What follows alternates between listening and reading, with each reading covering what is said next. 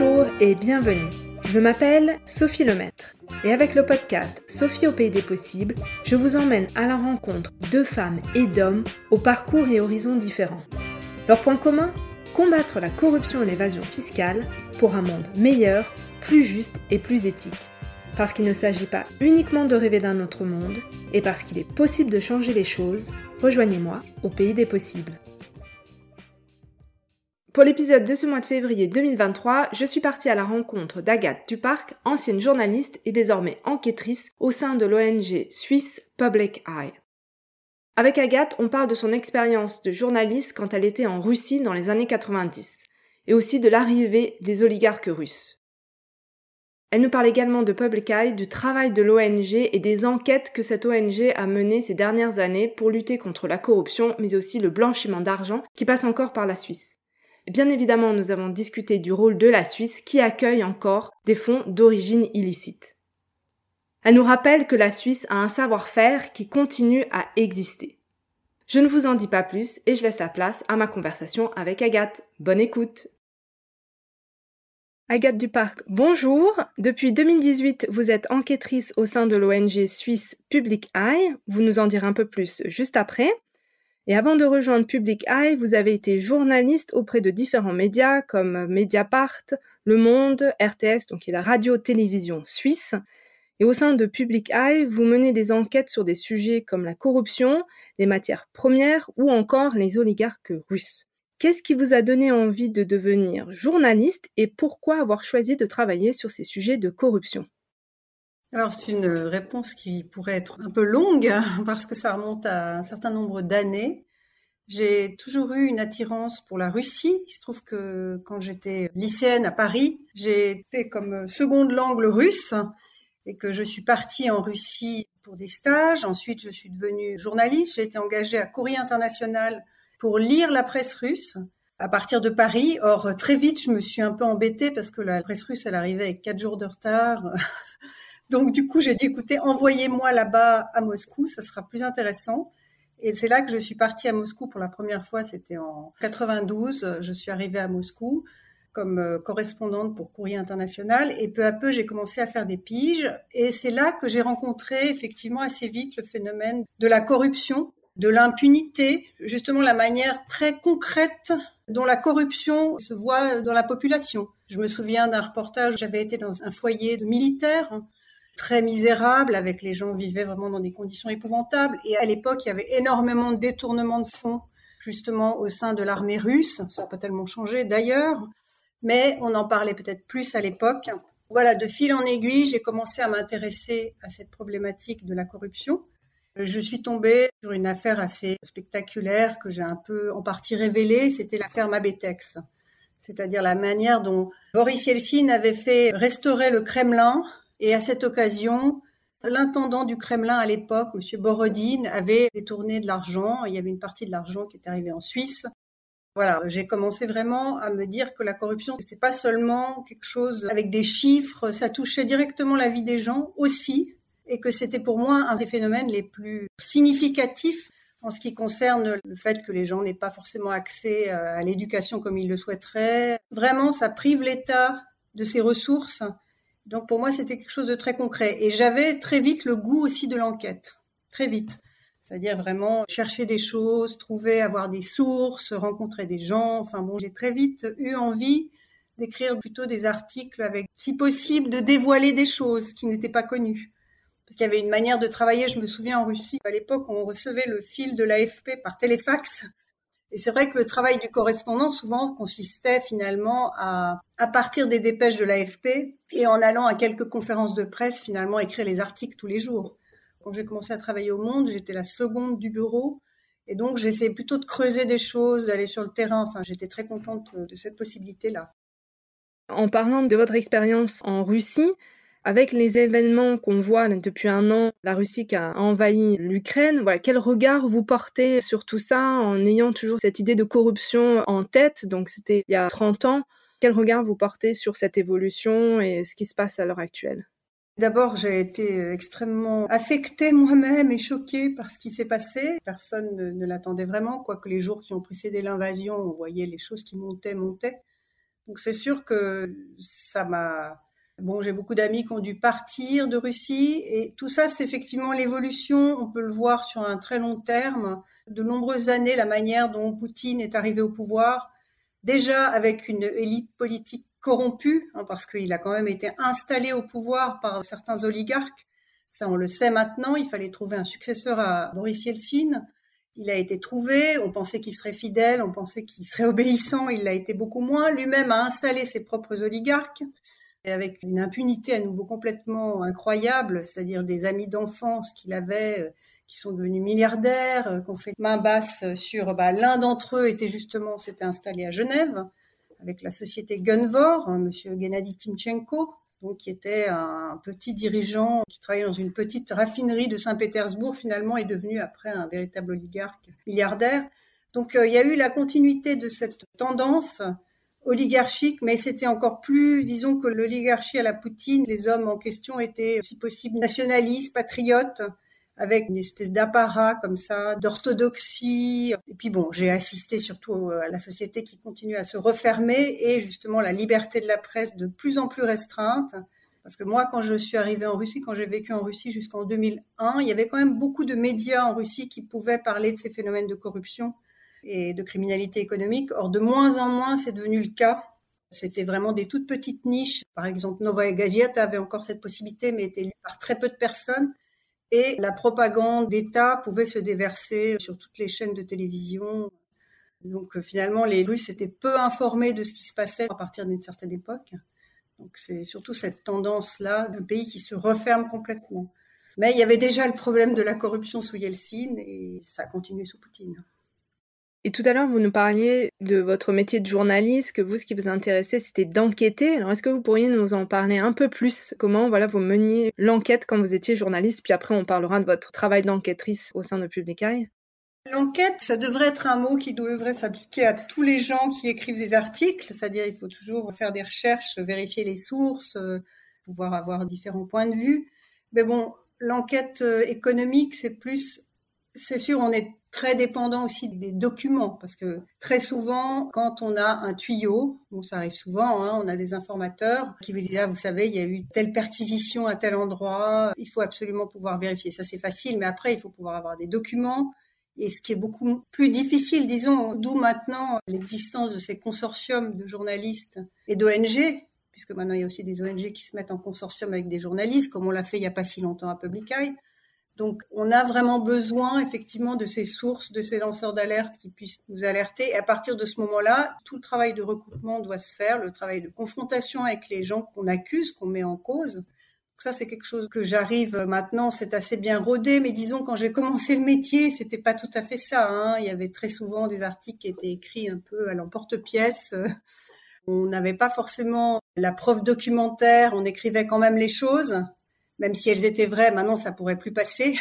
J'ai été par exemple poursuivie en justice quand je travaillais au Monde par un consortium qui s'appelait Systema, qui était lié à la mafia russe, qui travaillait beaucoup avec le maire de Moscou, Pushkov. Et c'est vrai qu'à l'époque, j'avais quelques documents, mais j'en avais beaucoup moins que maintenant. Je ne sais pas si maintenant j'écrirais le même genre d'article. Soit dit en passant, on a gagné le procès, donc il n'y a eu aucun problème. Mais voilà, la pratique du métier a beaucoup changé quand même. La tendance actuelle, ce sont les procédures bâillons, à savoir ces procédures judiciaires lancées contre les journalistes de manière pratiquement systématique, alors que le journaliste a fait souvent son travail de manière parfaite, documentée, et quand même, la personne visée va accuser, traîner en justice, parce que vis-à-vis de ses banquiers, elle a besoin, par exemple, de se justifier. Ce sont des procédures qui encombrent la justice, qui sont très intimidantes pour les journalistes et les ONG, et qui sont vraiment un poison pour la démocratie, de ce point de vue-là, puisqu'il y a beaucoup d'autocensure aussi qui peut arriver à cause de ça. C'est vrai qu'il y a eu quand même une grosse évolution de ce métier ces dernières décennies à cause de ça. Et est-ce que cette autocensure, c'est quelque chose à laquelle vous avez été confronté? Est-ce que vous-même, pour certaines enquêtes ou pour certains articles que vous avez écrits, vous êtes autocensuré à cause de ce risque d'être poursuivi en justice, ou ça n'a pas encore trop d'impact sur votre métier actuellement? Je dois dire que non.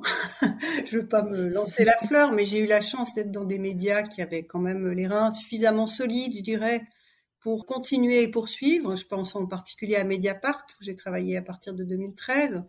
eux, ils savent que ça fait partie des risques du métier, c'est-à-dire qu'on peut pas prétendre être un enquêteur et révéler des choses sans heurter certaines personnes et par conséquent avoir le risque d'être poursuivi en justice.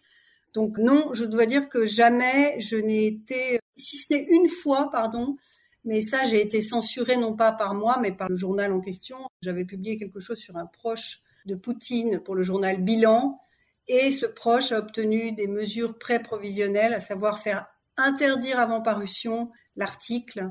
Et donc voilà, c'est jamais paru. Et ça, c'est la première fois que je me suis confrontée à un rédacteur en chef très couard, qui ne voulait pas que ces journalistes aillent jusqu'au bout. Mais sinon, heureusement, c'est pas arrivé très souvent. Est-ce que vous pourriez nous présenter Public Eye? On a déjà mentionné quelques fois, mais je suis pas certaine que beaucoup de gens connaissent le travail formidable que fait l'ONG, alors est-ce que vous pourriez nous la présenter? Alors, Public Eye, c'est une ONG qui existe depuis plusieurs décennies, qui a été créée par un groupe de personnes en Suisse qui estimaient qu'ils devaient absolument chaque année mettre une partie de ce qu'ils gagnaient au nom de cette lutte justement contre les injustices. Et les injustices dans les pays pauvres, mais dont la cause est en Suisse, à savoir les banquiers qui accueillent les fonds des potentats, qui aident les criminels économiques, les personnes politiquement exposées à cacher leurs fonds en Suisse, finalement, qui font que les pays du Sud sont encore plus défavorisés. C'est ce qu'on disait tout à l'heure, la corruption a un visage très concret.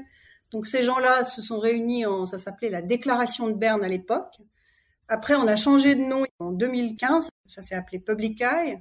On vit uniquement avec les dons de nos membres. Tout un chacun peut devenir membre. Il s'agit d'individus, non pas d'institutions. On ne prend ni dons institutionnels, ni dons de société. Donc on a aussi des legs. On a 29 000 membres qui nous soutiennent dans ce travail et on a plusieurs départements.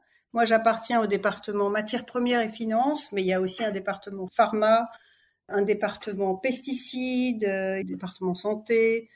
Donc, on a pas mal de thèmes, sauf commodities aussi, commerce de grains, avec toujours cette volonté de revenir à la Suisse, c'est-à-dire qu'est-ce que font les entreprises en Suisse, comment elles facilitent la corruption, ou bien dans le cas des pesticides, comment des grosses entreprises comme Syngenta vendent leurs pesticides à l'étranger, etc. Donc on est toujours fixé, centré sur la responsabilité de la Suisse, puisqu'on ne veut pas être des donneurs de leçons dans les pays. C'est chez nous qu'il faudrait faire aussi le ménage. Donc ça, c'est très important de le souligner. Et qu'est-ce qui vous a amené à décider de travailler pour Public Eye, donc à quitter votre métier de journaliste au sein de médias comme Mediapart et aller dans le monde des ONG? Alors, c'est une proposition qui m'a été faite de rejoindre Public Eye parce que j'avais auparavant travaillé pour eux sur une grosse enquête, à savoir l'enquête concernant la société Gunvor dont j'ai parlé tout à l'heure, qui est cette société pétrolière qui a été créée par un proche de Poutine et qui avait eu un marché au Congo-Brazzaville et ça s'était accompagné de pots de vin, enfin, etc. Donc, j'avais fait cette enquête pour eux, je leur avais vendu cette enquête. Et puis après, ils sont revenus vers moi et ils m'ont dit « Est-ce que tu ne voudrais pas travailler pour nous ?» Alors, j'ai quand même réfléchi, je me suis dit « Tiens, j'ai été intriguée » et puis finalement, j'ai accepté. Je me suis dit, après tout, mon engagement politique, puisqu'il faut appeler ça comme ça, maintenant Mediapart est un journal très engagé et fier de l'être, je dirais. Donc cet engagement politique, pourquoi ne pas le traduire de manière plus franche et directe encore dans une ONG, en étant conscient qu'on peut être un acteur politique justement, qu'on peut avoir une incidence sur les choses, qu'on peut essayer de faire changer les lois au Parlement. Donc tout cet aspect-là m'intéressait beaucoup, même si au départ, effectivement, j'étais un peu surprise par la manière un peu plus lente dont les choses se passent dans les ONG. On n'a pas du tout la même réactivité, je dirais, qu'un journaliste quand on travaille pour une ONG. Parce qu'on a toute cette chaîne derrière, c'est-à-dire il faut que ce qu'on fait finalement soit valorisé, il faut un communiqué de presse, il faut après éventuellement que ça corresponde à un agenda politique en Suisse pour que nos mots d'ordre soient suivis, enfin voilà, on a des revendications, donc c'est vrai que c'est plus lourd, c'est plus bureaucratique, mais en même temps, de plus en plus dans les ONG finalement, il y a des journalistes qui viennent et qui ont un peu un espace, je dirais pas à eux, mais ils sont pas forcément indépendants, mais ils peuvent faire leur travail de manière tout à fait correcte et très agréable parce que du coup, on a plus de temps, évidemment, pour faire les enquêtes. Donc, c'est d'ailleurs ce qui m'avait décidé à accepter au départ. C'est de me dire, tiens, au lieu de travailler sur 3 trucs à la fois, finalement, j'aurais une seule chose et je pourrais vraiment la creuser et me faire une expertise que j'avais pas forcément. Donc, voilà pourquoi j'ai accepté. Est-ce que vous voyez que votre métier actuel est vraiment différent du métier que vous exerciez au sein des journaux et des médias, ou finalement l'approche est quand même similaire dans la manière de mener les enquêtes, de chercher des documents, des preuves, etc. Alors, je dirais que c'est exactement les mêmes méthodes, hein. Il n'y a pas de différence, je pense, entre les ONG d'investigation et les médias d'investigation. On fait le même métier avec le même sérieux, en principe, de vérification, de confrontation, de sources. Ce qui diffère après, évidemment, c'est le fait que nous, on va en faire une revendication politique. C'est-à-dire que sachant, par exemple, qu'au Parlement suisse se discutera telle loi, on veut que le dispositif anti-blanchiment soit renforcé, alors on va à ce moment-là publier une campagne, une enquête sur la corruption pour faire en sorte qu'une loi bien précise soit adoptée. Donc voilà la différence. Alors c'est vrai qu'il y a encore des journalistes qui ne voudraient pas du tout avoir ce rôle un peu politique et qui préfèrent rester dans leur neutralité. Moi, je considère que quand on fait notre travail journalistique, c'est neutre. C'est-à-dire qu'on ne va pas privilégier, on ne va pas transformer la réalité pour que ça colle à nos revendications, pas du tout. Il faut d'abord faire l'enquête et ensuite on peut l'utiliser dans nos revendications. Est-ce qu'il y a une enquête dont vous aimeriez nous parler et nous parler aussi peut-être des retombées, puisque c'est pas seulement publier l'enquête, mais après c'est tout le travail que vous nous avez expliqué avec le Parlement suisse ou peut-être d'autres acteurs politiques. Est-ce qu'il y aurait une enquête qui vous viendra à l'esprit que vous voudriez nous raconter? Alors je pourrais parler de cette enquête Congo Hold Up parce que c'était une grande première. C'est une enquête qu'on a menée avec des médias et d'autres ONG sur les frasques de la famille Kabila. Joseph Kabila, l'ancien président de la République démocratique du Congo, la RDC. Donc comment ils ont instrumentalisé une banque pour justement détourner de l'argent public. Donc c'était très intéressant de travailler avec toutes ces nationalités, avec tous ces confrères différents, venus d'horizons différents. Et encore une fois, de se concentrer sur le rôle de la Suisse. Ce qui est intéressant, c'est qu'on a pu, après, alors c'était la continuation de cette enquête, on a pu déposer une dénonciation pénale concernant l'un de ces épisodes, à savoir un proche de Monsieur Kabila qui a des comptes en banque en Suisse et qui a reçu beaucoup d'argent sur ses comptes en banque en Suisse.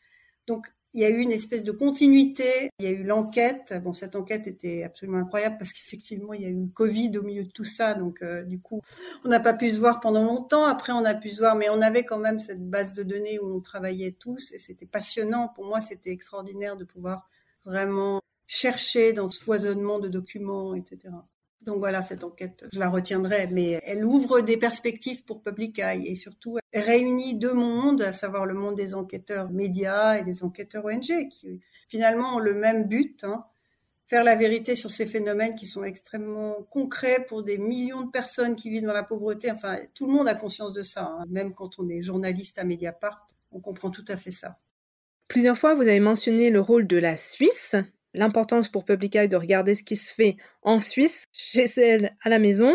Est-ce que vous pourriez nous expliquer pourquoi la Suisse a une place si particulière dans les schémas de corruption, même d'évasion fiscale, et aussi pourquoi c'est un paradis pour les sociétés écrans, qu'on peut appeler aussi boîte aux lettres? Est-ce que vous pourriez nous en dire un peu plus sur ce rôle particulier que la Suisse joue? La Suisse, vous savez, est l'une des premières places financières pour la gestion de fortune. Donc, elle a des compétences extrêmement louées par tous les riches de la planète pour justement gérer des fonds privés. Elle est aussi une place de négoce extrêmement importante, de négoce de matières premières, en particulier le pétrole, le gaz, le charbon, les grains. Donc, elle attire énormément de gens qui sont dans ces domaines où il y a quand même un fort taux de corruption, puisque ces gros marchés se concluent pour les négociants souvent avec des dessous de table. Donc, elle a cette espèce d'aura depuis toujours aussi pour les riches, ses écoles privées, ses propriétés, le fait d'aller dans les stations pour faire du ski. Donc, elle a toujours été une sorte d'aimant pour beaucoup de personnes riches, en particulier les Russes, qui étaient extrêmement présents et qui sont toujours présents. Ils se sont réfugiés maintenant ici. C'est ce que je dis toujours, la Suisse, c'est incroyable le nombre de personnalités qu'on peut rencontrer. On retrouve des gens qui ont eu des rôles dans certaines affaires en France ou ailleurs, qui se retrouvent ici. Enfin bon, donc c'est un lieu qui reste quand même extrêmement, je dirais, opaque et donc qui permet de raconter beaucoup d'histoires aussi pour les journalistes. Je suis toujours étonnée d'ailleurs que la presse suisse soit d'une certaine manière si fade, parce que je trouve qu'elle est fade par rapport à d'autres presses du monde anglo-saxonne ou bien française, alors que quand même il y a énormément de matière à travailler. Donc votre avis, c'est que c'est toujours le cas, la Suisse occupe toujours une place centrale dans cette opacité? Je vous pose cette question parce que j'ai déjà entendu dans des conversations depuis plusieurs années, la Suisse fait beaucoup d'efforts, donc maintenant c'est plus vraiment un paradis, tout est clean, on peut plus, si on veut vraiment faire de la corruption, de l'évasion fiscale, cacher l'argent sale, on va pas aller en Suisse. Mon intuition est que c'est pas du tout le cas, que peut-être il y a eu sur certains aspects des progrès, mais qu'on est encore loin d'avoir nettoyé tout l'argent sale qu'il peut y avoir. Mais je voudrais avoir votre sentiment, ce que vous pensez de la situation à l'heure actuelle. Et vous mentionnez les oligarques russes qui sont venus se réfugier en Suisse, donc ça semble dire que c'est toujours un peu un paradis pour accueillir l'argent sale. Oui, évidemment qu'il y a eu des évolutions. En 2009, le secret bancaire a été officiellement abandonné, mais en matière fiscale. C'est-à-dire que maintenant, il y a l'échange automatique d'informations. Ça veut dire que la France reçoit toutes les informations sur tous les comptes des Français en Suisse. Donc ça, il y a eu un gros progrès de ce point de vue-là.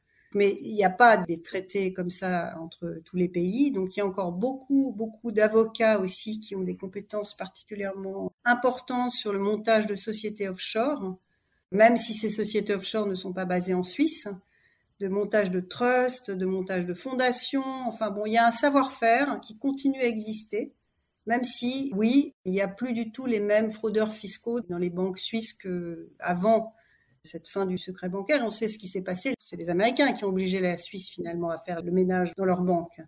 Mais on se rend compte que subsiste toujours. Là, on sait qu'il y aurait à peu près, d'après l'estimation de l'Association suisse des banquiers, il y aurait à peu près 200 milliards d'avoirs russes dans les banques en Suisse, du moins avant l'entrée en guerre de l'Ukraine. Bon, évidemment, sur ces 200 milliards, il n'y a pas que des gens qui sont sous sanctions, il n'y a pas que des proches de Poutine, on est d'accord. Ce chiffre, bon, n'a jamais été confirmé officiellement. Et récemment, le SECO, c'est le secrétariat d'État à l'économie qui s'occupe de l'application des sanctions, a donné un autre chiffre, beaucoup plus bas, qui est de 46 milliards. Il y aurait 46 milliards d'avoirs. Mais ce qui est intéressant, c'est qu'en fait, leur décompte est fait uniquement à partir de l'argent qui appartient à des citoyens russes, basés en Russie. Or, on sait que tous les oligarques russes ont un passeport européen. C'est l'une des premières choses qu'ils font, c'est de s'obtenir un passeport européen avec ces programmes de Golden Passport, que ce soit à Malte, que ce soit à Chypre. Donc, en gros, tout cet argent, il suffit d'ouvrir un compte en banque avec son passeport chypriote. Quand on est un Russe, il n'y a aucun problème. Et il suffit de montrer de vagues justifications qu'on fait tel business à tel endroit. Donc, il y a quand même énormément d'argent de provenance non vérifiée et non vérifiable, je dirais, qui arrive encore en Suisse. Que ce soit l'argent des Kazakhs, que ce soit l'argent des Ouzbeks, Ukrainiens même, Russes. Enfin bon, c'est encore des niches et c'est vrai que les banquiers, c'est un système un peu schizophrénique parce qu'en Suisse, c'est le système de l'autorégulation qui existe, à savoir que c'est le banquier lui-même qui, s'il voit quelque chose de suspect, doit dénoncer son client auprès du bureau anti-blanchiment en Suisse. Or, on le sait, les dénonciations se font souvent très tard. Souvent, le banquier dit à son client, vous feriez mieux de changer de banque. En gros, le MROS, on le sait, le bureau anti-blanchiment ne reçoit pas assez de déclarations. Mais bon, les partisans de ce système de l'autorégulation disent oui, bah alors le système automatique, vous imaginez, le bureau anti-blanchiment reçoit des millions de signalements et ne peut pas faire la part des choses. Donc, entre l'autorégulation qui permet peut-être d'affiner les choses et puis l'autre système qui permet d'avoir des signalements automatiques, moi, je trouve qu'effectivement, il faudrait un mix. Et ça, ce système de l'autorégulation en Suisse, il n'est pas viable à long terme, puisque les intermédiaires financiers ne font pas leur travail comme ils devraient le faire. S'ils sont pris en défaut, ils risquent pas grand-chose, surtout. Certes, ils ont une responsabilité pénale, mais elle est faible. Il y a des amendes qui sont très faibles pour simplement avoir été pas assez précautionneux. Il y a des amendes ridicules. Voilà, tout ça ne fonctionne pas. Et récemment, nous, on est très axé à Public Eye sur une revendication, à savoir le fait que les avocats qui sont les conseillers, ce qu'on dit des avocats conseillers, ceux qui créent les montages offshore, les trusts, ceux-là, en Suisse, ne sont toujours pas soumis à la législation anti-blanchiment. Alors que dans d'autres pays, c'est le cas. Ce qui est incroyable, c'est que le Conseil fédéral lui-même, à savoir le gouvernement suisse, voulait que ce type d'avocat soit soumis à la loi sur le blanchiment et que c'est finalement le Parlement qui a refusé ça, cet amendement, parce qu'au Parlement, il y a énormément d'avocats et il y a un lobby très fort des avocats qui a hurlé en disant « Ah mon Dieu, le secret de fonction va être en danger ». Et ça, nous, ça fait partie effectivement de notre objectif, c'est de remettre cette histoire sur le tapis. Du coup, la Suisse est une fabrique de sociétés offshore et de coquilles offshore qui sert à des buts peu recommandables. Vous le disiez, vous faites face à un lobby d'avocats, mais pas seulement, un lobby bancaire super important lorsqu'il y a des tentatives de réforme. Vous venez tout juste de nous donner un exemple. Et en France, on voit par exemple les avocats aussi ont une voix forte et sont entendus, mais c'est pas pour autant que les réformes ne peuvent pas être adoptées. Donc qu'est-ce qui explique que ce milieu économique soit si influent en Suisse? Et surtout, j'ai une autre question avec celle-là, c'est comment est-ce que vous arrivez à rester combative face à tous ces freins et voilà, on arrive au Parlement et finalement ça ne passe pas. Donc comment est-ce que vous faites au quotidien pour rester dans le combat et dans l'envie de changer les choses? Je dirais que pour répondre à la première question, que les milieux du business et les milieux de la politique ont toujours été très proches. Donc il y a toujours ce souci de conserver la compétitivité de la place financière suisse. Ça, on nous le met toujours en avant. Ou même, évidemment, on se bat aussi pour une autre chose très importante, à savoir la régulation du secteur du négoce, puisque le secteur du négoce n'est soumis à aucune régulation. Or là encore, le Conseil fédéral a planché sur cette question quand même, semblant prendre conscience soudain de ce fait, mais en même temps, dans les rapports, on a toujours en premier l'idée qu'il faut conserver cette compétitivité de la place du négoce, à nouveau. Donc on raisonne en termes extrêmement économiques. On est dans un pays ultra-libéral, il faut le comprendre, même s'il y a des forces de gauche assez actives. Bizarrement, à Genève, la ville de Genève, la gauche est très active, mais il y a quand même ce lobby bancaire extrêmement puissant. Alors c'est vrai, on pourrait se dire, mais c'est vraiment désespérant, on n'a pas grand-chose en Suisse, on n'arrive pas à faire passer cette législation sur les avocats, on n'a pas de registre des ayants droit économiques, contrairement à ce qui existe. On n'a aucune protection pour les lanceurs d'alerte. Donc oui, c'est désespérant, mais c'est peut-être l'adversité qui fait qu'au contraire, on a encore plus envie de continuer le combat. Enfin moi, en ce qui me concerne, c'est comme ça que je fonctionne. C'est que tant qu'il y a des choses, des portes à ouvrir, eh ben on va les ouvrir, on va continuer. Donc c'est encore plus motivant de se battre pour faire bouger les choses. Et c'est vrai qu'on a beaucoup de chantiers en cours et on se sent un petit peu seul parce que c'est vrai qu'en Suisse, il n'y a pas beaucoup d'ONG qui font ça non plus. Donc, on aimerait bien que les forces se renforcent.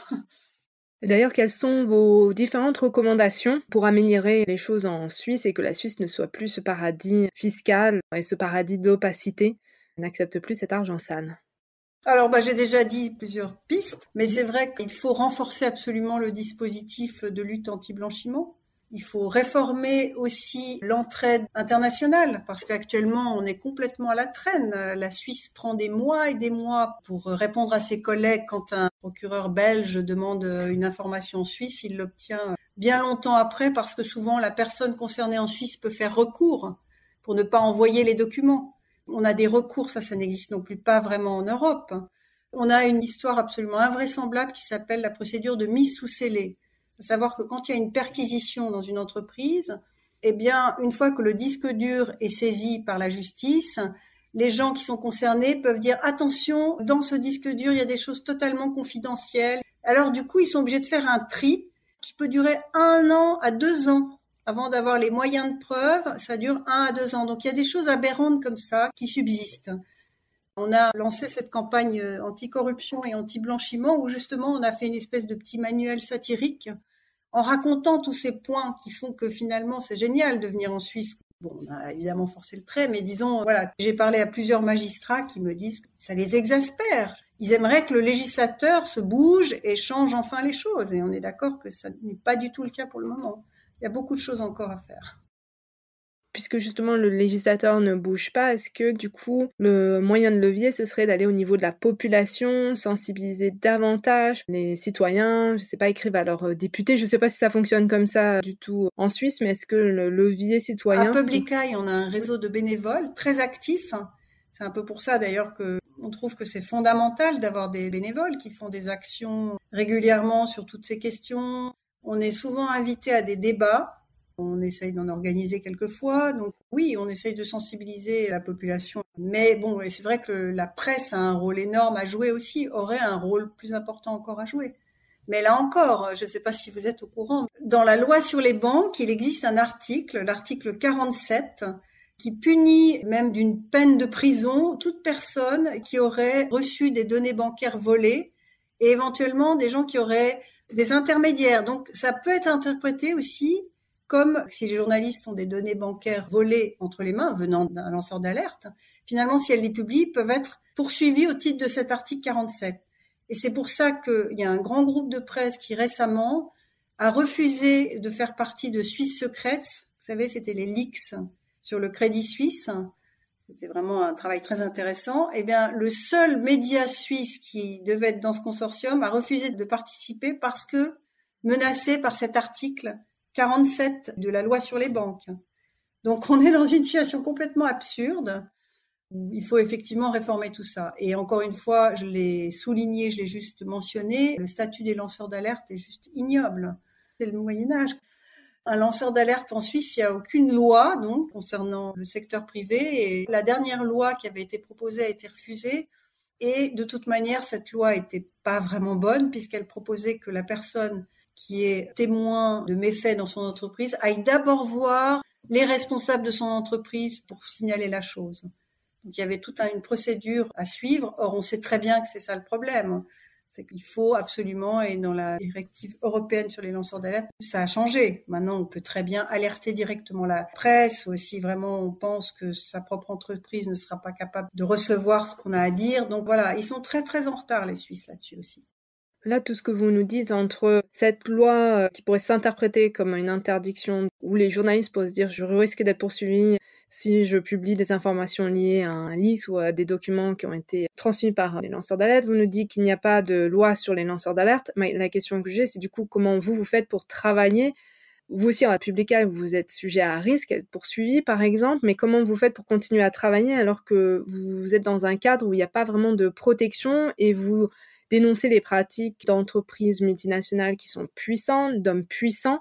Comment au quotidien vous faites pour gérer tous ces risques et continuer à faire le travail que vous faites ? Alors, effectivement, on fait très attention à ce qu'on écrit. On le relit, on le vérifie 1000 fois. On a un cabinet d'avocats qui travaille avec nous. On est assez protégé de ce point de vue-là. Mais on est visé par des procédures comme ça, des procédures bâillons.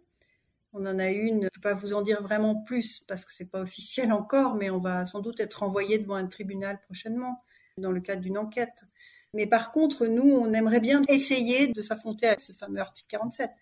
Donc, si on avait un cas à la limite qui pouvait correspondre, je pense qu'on s'y engouffrerait avec plaisir parce qu'on ne peut pas imaginer que finalement il y aurait une condamnation et peut-être ça ferait jurisprudence. Donc moi, je pense qu'il faut continuer à avancer, il faut être très prudent et très exigeant au niveau de la relecture des textes, des documents qu'on obtient, de leur vérification, etc. Mais il faut surtout pas s'auto-censurer. Et donc pour l'instant, ça nous a plutôt bien réussi parce qu'on n'a finalement jamais été condamnés. Et on a eu plusieurs fois des problèmes et on en a de plus en plus, comme tout le monde. Donc là, d'ailleurs, on a lancé l'idée de plusieurs ONG qui vont se mettre ensemble. Donc on est en train de faire une sorte de plateforme d'ONG suisse, justement, sur ces questions des procédures bâillons. Moi, j'ai été à Strasbourg pour une réunion, il n'y a pas si longtemps, là-dessus, sur ces questions. Les attaques judiciaires contre les médias et les ONG sont devenues l'un de nos thèmes. Et on veut effectivement se battre pour ça. Je vais changer de sujet pour en venir à la corruption et aux profits illicites qui peuvent se trouver en Suisse. On voit par exemple des entreprises qui vont être condamnées pour corruption ou bien qui vont signer un accord pour des faits de corruption, ou bien on va voir des dirigeants comme en France avec Obiang condamné pour blanchiment d'argent. Comment est-ce qu'on peut s'assurer que les bénéfices et profits qui ont été faits grâce à ces actes de corruption, que ce soit commis par ces entreprises ou bien par ces élites dirigeantes, comment est-ce qu'on s'assure qu'elles puissent retourner dans les pays et bénéficier aux populations? Est-ce qu'il y a des choses qui sont faites à l'heure actuelle en Suisse à ce niveau-là? Alors oui, la question de la restitution des fonds illicites, c'est une question, on pourrait dire que la Suisse s'est beaucoup gargarisée ces dernières années d'être championne en matière de restitution de fonds de potentats. C'était toujours un peu le même schéma, c'est-à-dire que quand le potentat était au pouvoir, on l'accueillait à bras ouverts, il y avait des avocats qui travaillaient pour lui, des notaires, des agents immobiliers, puis dès qu'il était déchu, on bloquait ses fonds. Donc c'est vrai que d'un point de vue du savoir-faire suisse, que ce soit avant ou après, la Suisse est bonne. Et donc c'est vrai qu'ils ont mis en place plusieurs législations pour la restitution de fonds et puis ils ont essayé d'imaginer des mécanismes. Par exemple, il y avait le premier Kazakh-Gate, quand on avait retrouvé les fonds de Nazarbayev, de Nursultan Nazarbayev, à l'époque président du Kazakhstan, à Genève.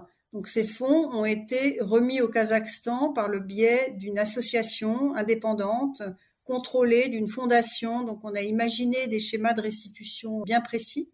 Ou bien il y a une loi qui a été prise pour faire en sorte que si l'État en question est complètement défaillant et ne peut pas finalement faire de demande d'entraide judiciaire, comme Haïti par exemple, eh bien on bloque les fonds en attendant que le pays en question puisse finalement récupérer cet argent. Donc il y a eu pas mal de choses qui ont été faites, ça c'est sûr.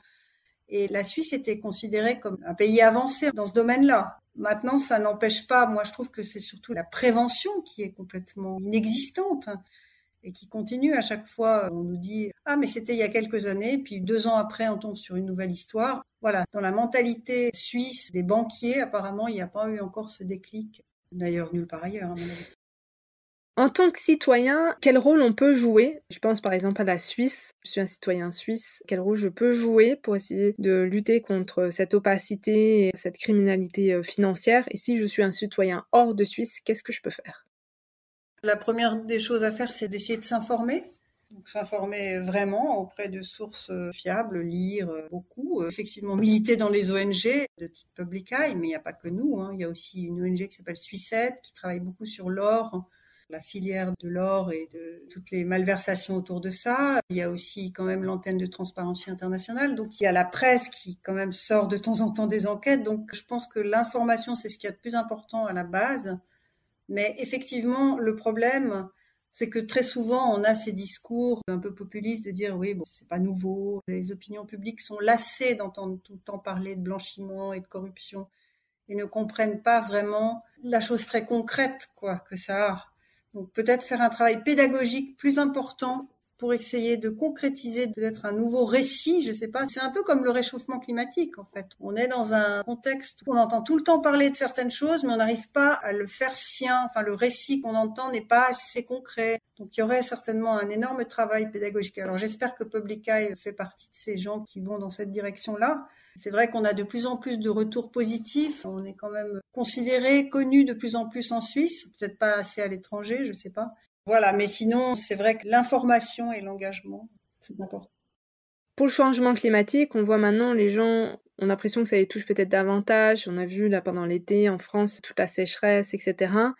Pour la corruption ou l'évasion fiscale et le blanchiment, on a l'impression que ça fait pas de victimes, que c'est pas concret. Alors que, en fait, la corruption va expliquer le fait qu'on n'a pas les ressources pour refaire les routes, pour recruter du personnel dans les hôpitaux, pour réparer les toits des écoles, etc. Donc, un impact concret, mais c'est vrai que pour l'instant, c'est pas encore quelque chose d'ancré. Je suis d'accord avec vous, on parle beaucoup de climat, mais on parle pas nécessairement beaucoup de ces questions de corruption, d'évasion fiscale qui ont un impact aussi, et d'ailleurs qui peuvent être liées aussi avec le changement climatique et qui ont un impact sur la vie des citoyens. Donc il faut continuer. Et d'ailleurs, le manuel, vous l'avez mentionné tout à l'heure, ce manuel satirique, j'ai beaucoup aimé. Moi, je l'ai testé. Je mettrai les liens sur la page de l'épisode sur le site internet. Je trouvais que c'était très ludique. Ça donnait un peu vraiment une idée de comment être un criminel, cacher son argent, etc. Donc c'était une chouette initiative. Ma dernière question, c'est est-ce que vous avez une œuvre à recommander? Ça peut être un livre, un film, un morceau de musique qui nous permettent un peu de continuer à se renseigner, se former, continuer à s'intéresser sur ce sujet. Alors j'ai pensé effectivement, vous m'aviez dit à l'avance, parce que sinon j'aurais été prise sur le vif, je suis pas sûre que j'aurais trouvé, parce qu'il y a beaucoup de choses que je lis. Mais je pense à un film en particulier qui m'avait bouleversée. En 2014, c'est un film de Andrei Zvyagintsev qui s'appelle Le Léviathan, qui raconte le combat absolument terrible d'un homme et de sa famille qui a une maison au bord de la mer de Barents, et cette maison tout d'un coup devient une espèce de cible de la part du maire et du potentat local patriarche qui veut faire construire une église à cet endroit-là. Et donc ça raconte cette espèce de lutte absolument terrible. C'est vraiment fantastique ce film. Bon, ça semble un peu grossier parce que d'un côté on a vraiment l'oligarque dans toute sa splendeur, le patriarche d'une hypocrisie ignoble, et puis de l'autre l'homme qui, mais en même temps, c'est quand même extrêmement fort parce que moi qui connais la Russie, je sais très bien qu'on peut rencontrer ces caractères-là très heurtés, de gens d'une honnêteté incroyable, et puis d'autres, je sais pas, leur mémoire a peut-être été effacée et une espèce d'impunité terrible. Donc moi, je me souviens toujours de ce film qui m'avait vraiment bouleversée. Et pour la petite histoire, c'était amusant parce que ça a été tourné dans un endroit et à l'époque, le maire qui était maire, le vrai maire, était un des rares démocrates de Russie.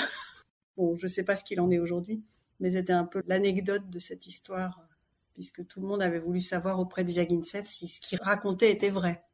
Mais bon, ça aurait pu être n'importe quel endroit ailleurs.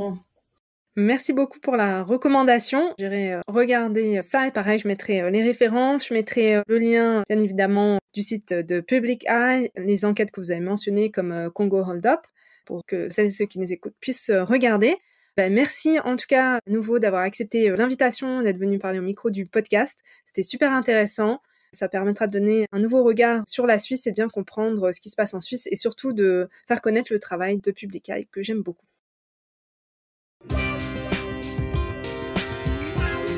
Merci d'avoir écouté l'épisode jusqu'au bout. Si vous ne l'avez pas encore fait, abonnez-vous au podcast et surtout partagez-le avec vos amis, votre famille, vos collègues. Et si vous pouviez me laisser un avis 5 étoiles, que ce soit sur Apple Podcasts ou sur Spotify, cela permettra à d'autres de découvrir le podcast et de nous rejoindre au pays des possibles. Si vous souhaitez me contacter ou si vous voulez me suggérer des invités, n'hésitez pas, envoyez-moi un email, l'adresse est indiquée dans la description de l'épisode. Je vous dis à bientôt pour un nouvel épisode.